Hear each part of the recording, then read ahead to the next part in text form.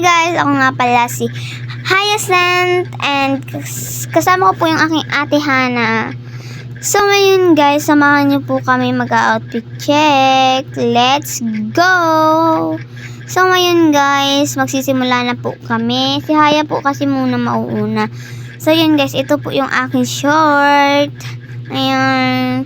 Then ito po next yung aking dress. Ayan.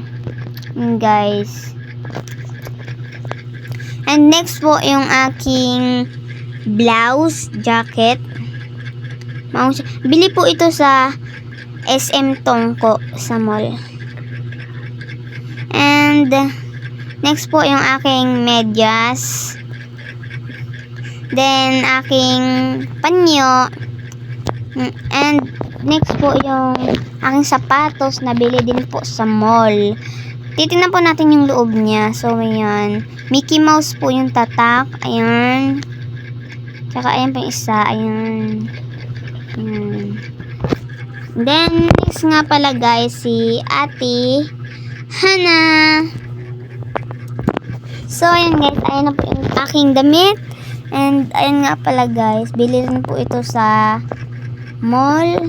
Nakalagay po dito is offline. Yan po yung aking pants guys.